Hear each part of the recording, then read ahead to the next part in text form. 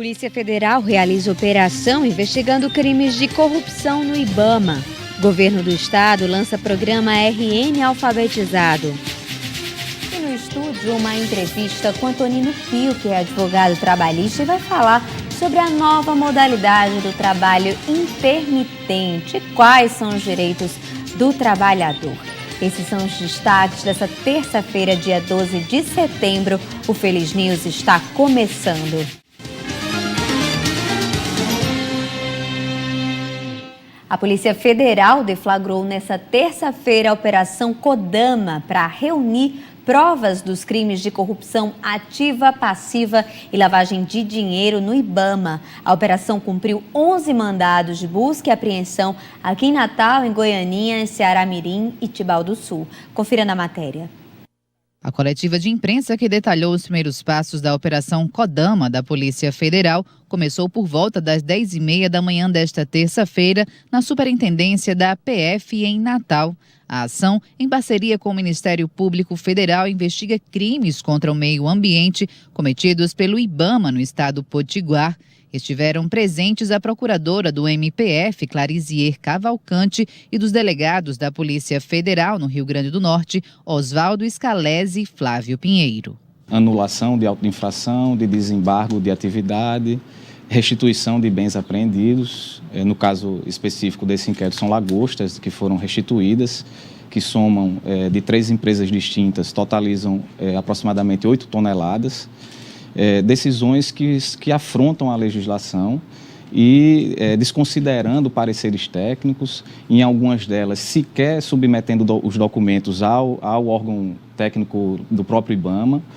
E outra coisa que chamou a atenção foi a celeridade incomum da tomada dessas decisões que favoreceram determinadas empresas. As primeiras investigações comprovaram crime de prevaricação praticado pelo atual superintendente do IBAMA no Rio Grande do Norte, o Clécio Santos, que foi afastado das funções. Vale lembrar que ele foi indicado ao posto pelo deputado federal Rogério Marinho e tomou posse em 2016. O pedido de afastamento de Clécio foi acatado pela 14ª Vara da Justiça Federal em Natal.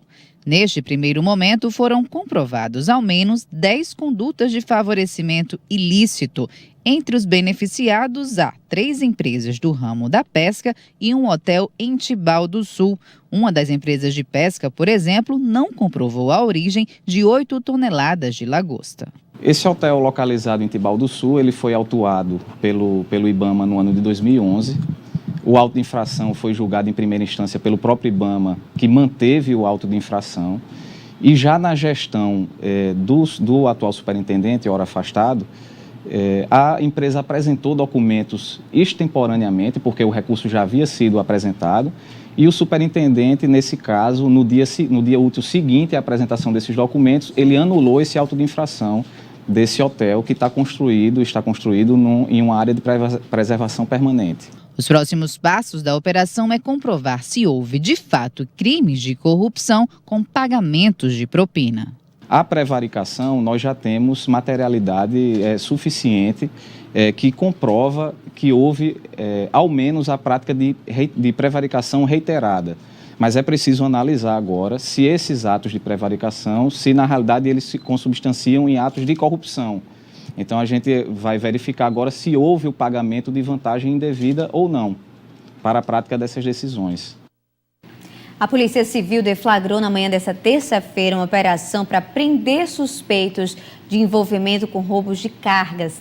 3 homens e 2 mulheres foram presos aqui em Natal, em São José de Mipibu e também em Parnamirim. O homem apontado como chefe da quadrilha foi encontrado em Macaíba, na Paraíba, na verdade. Um revólver calibre 38, uma espingarda calibre 12 e também 1 quilo de maconha foram apreendidos durante a ação. O chefe da quadrilha é Fábio Pessoa de Medeiros, de 35 anos. Ele foi preso na Paraíba por força de um mandado de prisão preventiva. No momento da prisão, ele apresentou um documento falso à polícia. Vamos agora para o nosso link ao vivo. O julgamento do policial civil Tibério França durou até a madrugada de hoje. Ele é acusado de ter matado a tiros o colega de profissão Iriano Feitosa em fevereiro do ano passado. A nossa repórter Rita Oliveira tem detalhes de como foi esse julgamento. É com você, Rita. É isso mesmo, Lívia, como você bem disse, o Tribunal do Júri do Policial Civil Tibério foi até a madrugada desta terça-feira e começou ontem de manhã no Tribunal do Júri do Fórum Miguel Seabra Fagundes, em Lagoa Nova, aqui em Natal. O Tribunal do Júri foi todo presidido pela juíza Eliana Alves Marinho, né? E segundo informações, o Tribunal do Júri acatou a tese da defesa do policial civil Tibério de que ele cometeu o crime porque vinha sofrendo fortes pressões emocionais. Durante o Tribunal do Júri, Tibério confessou o crime, disse sim que matou o colega de profissão Iriano porque vinha sendo perseguido dentro da Polícia Civil por denunciar um núcleo criminoso do qual Iriano fazia parte. Mas no mesmo momento, logo após a sentença, ainda na madrugada, o Ministério Público recorreu da decisão, dizendo que o Tribunal do Júri, a decisão do Tribunal do Júri contraria todas as provas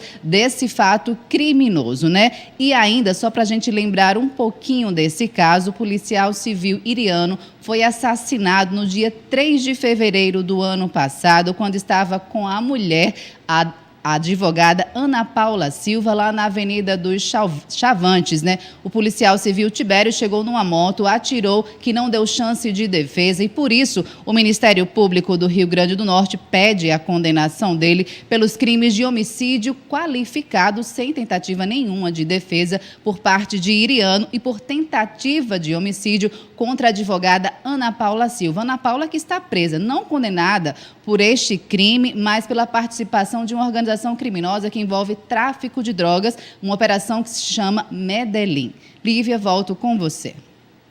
Obrigada, Rita, pelas informações. E aí a gente acompanha, né, mais detalhes, depois dessa solicitação do Ministério Público, a gente acompanha durante essa semana ainda mais detalhes para ver como é que vai ficar. Ele afirmou que matou e saiu ileso disso tudo, realmente muito estranho.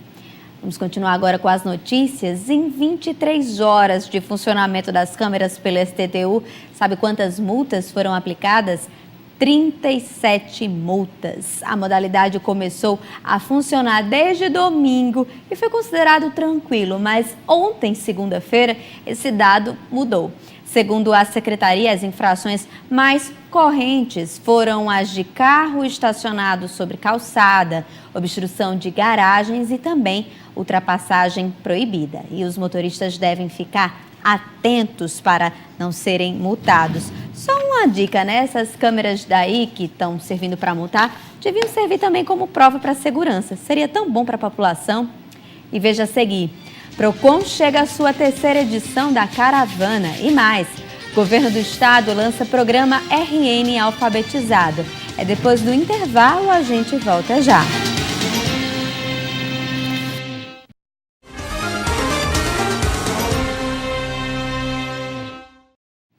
O Governo do Estado, através da Secretaria Estadual de Educação, lançou na manhã de hoje o programa RN Alfabetizado. O objetivo é reduzir os índices de analfabetismo por meio de parcerias com órgãos públicos. Segundo o IBGE, no Rio Grande do Norte, a taxa de analfabetismo é de 15,76%, quase o dobro da taxa nacional, que é de 7,95%. Com isso, o Pacto pela Alfabetização surge como uma forma de cumprir a meta do Plano Estadual e Nacional de Educação, que é alfabetizar em 100% a população até 2025. Serão 100 turmas de alfabetização no meio rural e traz também a alfabetização de jovens e adultos que tem uma interlocução com as instituições de ensino superior do Estado, que vai alfabetizar nessa primeira etapa, nesse primeiro ano, 9.000 pessoas. Serão 18 milhões de reais com recursos da União e do Estado para investir em ações de combate ao analfabetismo em todo o Rio Grande do Norte até 2018. A parte da educação formal, o Estado tem seguido a sua política com constantes convocações, buscando garantir o professor em sala de aula. Para cada projeto que está sob a guarda do governo do estado, as estratégias sendo seguidas e dentro de uma agenda já organizada. Na ocasião, o governo do Rio Grande do Norte também lançou o Vale Livro 2017 no valor de R$1 milhão.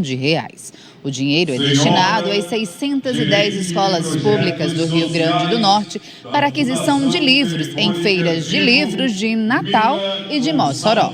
A Laura tem 13 anos e estuda o 7º do ensino fundamental. O sonho dela é ser engenheira civil e desde cedo é engajada em projetos da escola que envolve leitura. E hoje ela veio acompanhar de perto o lançamento do Pacto Alfa. A gente tem um projeto na escola sobre leitura, juntamente com a coordenadora Dorinha Timóteo, que incentiva todos os alunos da escola a leitura, a ter o gosto a mais sobre a leitura e a gente tem junto com ela um apoio a mais sobre a leitura. E hoje a gente veio aqui para conseguir mais alguns projetos para a escola e para ter um esforço maior. E para esta vice-diretora da Escola Jerônimo de Albuquerque, que é educadora há 33 anos, lembra a importância que o projeto terá para melhorar os índices da educação básica, inclusive com o incentivo à leitura. Esse pacto assim vem para ajudar mesmo, né? E assim, em comunhão com o que a escola já desenvolve, né? Então esse alfabetizar, fazer uma criança ler, fazer um adulto ler, fazer um adulto ver o mundo, ler o mundo, é estar nele sempre. Por isso que, sabe, para a escola sempre que a gente diz, a leitura, alfabetiza. Vamos ler o mundo, vamos estar nele, vamos compreendê-lo e só através da leitura é capaz de ser feito isso. Bacana, belíssimo projeto, principalmente na área rural, aos adultos, nessa parte que é tão carente do nosso estado. Belíssimo programa. E olha só, o juiz federal Francisco Farias definiu o regime disciplinar a ser cumprido pelo desembargador aposentado Francisco Barros Dias. Ele é investigado na Operação Alquimeon, deflagrada no dia 30 de agosto, que apura a prática dos delitos de corrupção passiva, exploração de prestígio, associação criminosa e lavagem de dinheiro. A determinação é semelhante ao aplicado para o ex-deputado Henrique Eduardo Alves na Operação Manus, inclusive com a definição de horário para visita. Segundo a assessoria de comunicação da Justiça Federal, o descumprimento de qualquer das regras estipuladas poderá importar na aplicação de regime disciplinar diferenciado ou até mesmo na remoção do preso para outra unidade estadual ou federal. E olha só, o PROCON está na 3ª edição da Caravana PROCON em vários pontos da cidade e será durante toda a semana. A nossa repórter Rita Oliveira tem mais informações. É isso mesmo, Levi. A 3ª caravana do PROCON Natal acontece em alusão aos 27 anos do Código de Defesa do Consumidor, que foi celebrado agora, dia 11 de setembro. E o diretor técnico do PROCON Natal, o Marcel Fernandes, está aqui com a gente e vai nos dar mais detalhes de várias ações educativas que acontecem aqui até a sexta-feira em Natal, não é isso, Marcel? Boa tarde a todos.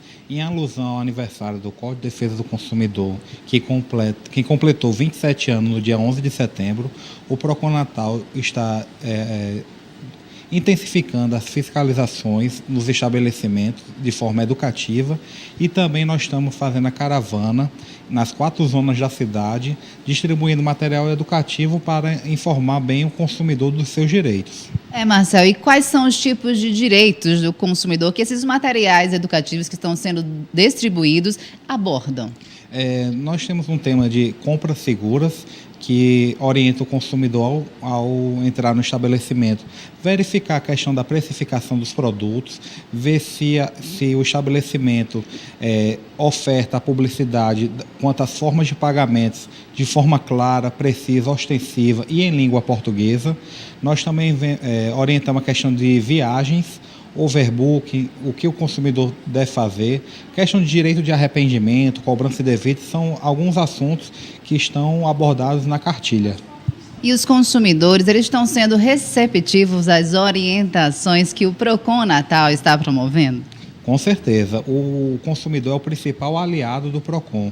É ele que está na ponta da relação de consumo e nos informa as práticas abusivas que estão acontecendo. Então, quando nós estamos distribuindo material, os consumidores eles nos informam de todas as irregularidades que estão acontecendo e nós encaminhamos para a equipe de fiscalização para que possa adotar as devidas providências. Quais são, então, os próximos pontos de distribuição de material educativo e de orientação para a população até sexta-feira? Amanhã nós estaremos na Praia de Ponta Negra e na quinta-feira estaremos nos shoppings da Zona Sul da cidade e na sexta-feira nós estamos na Zona Norte. E, Marcel, lembra então para quem está em casa, qual a importância dessa lei, né, que rege aí esses processos de compra entre o consumidor e quem está fazendo aquela relação como comerciante? Qual a importância dessa lei aqui para os consumidores do nosso país como um todo, né, não só de Natal? É muito importante que o consumidor esteja atento para que ele não seja enganado nas relações de consumo, da oferta de ser atraído por publicidades enganosas. Então é muito importante que ele tenha conhecimento da legislação para saber do que é possível e do que não é possível. Então nós temos o nosso site, nossas redes sociais, informando ao consumidor à disposição para bem atendê-los. Mas é uma dúvida, todos os estabelecimentos comerciais, eles são obrigados a disponibilizar o Código de Defesa do Consumidor para consulta ou não? Existe uma lei federal que obriga o estabelecimento, além de ter o Código de Defesa do Consumidor, ele deve estar em local de fácil acesso e visualização. A multa prevista é do valor de R$ 1.064 para o estabelecimento que não tiver o Código de Defesa do Consumidor. Em alguns estabelecimentos na qual nós fiscalizamos, alguns têm, mas não deixam o código em local de fácil acesso ou visualização. Então é importante que deixe de fácil acesso para o consumidor, porque se ele tiver alguma dúvida, ele pode tirar na hora. Marcel, um comportamento bastante comum entre as pessoas, os consumidores de um modo geral, é quando ele é lesado de alguma forma, às vezes ele até esquece de recorrer ao PROCON, de saber de fato quais são os seus direitos, quais são as orientações que você passa, então, para quem está em casa nos assistindo neste momento. É muito importante que o consumidor que esteja assistindo, por mais que seu valor, o valor que foi descontado devidamente seja pequeno, mas é importante a abertura de processo administrativo da fiscalização do PROCON para evitar futuras irregularidades. Nós tivemos um caso que um consumidor entrou por má prestação de serviço contra uma empresa de ônibus e o valor da passagem era R$ 1,65. O valor é irrisório, mas o caráter preventivo e punitivo da empresa não vai atingir os consumidores novamente. Então, quais são os contatos do PROCON Natal para quem está em casa? Tem um WhatsApp que dá para fazer aquela denúncia hoje, né, com toda boa tecnologia, como todo bom estabelecimento tem? Nós temos o WhatsApp, que é um meio de comunicação mais fácil para o consumidor. O telefone é o 98870-3865. Nós temos o telefone fixo, que é o 3232-9050. O nosso site é o www.natal.rn.gov.br/PROCON. Muito obrigada, Marcel, pelas suas informações, por estar aqui conosco mais uma vez. Então é isso, para você que nos assiste, sempre fique com aquela atençãozinha, se o seu direito está sendo levado e está ali o Código de Defesa do Consumidor sempre à disposição para você se esclarecer sobre os seus direitos. Lívia, volto com você. Isso mesmo, obrigada Rita pelas informações e veja a seguir uma entrevista com o advogado Antonino Pio, que vai falar sobre a nova modalidade do trabalho intermitente. Quais são os direitos, do trabalhador? Depois do intervalo, a gente volta já.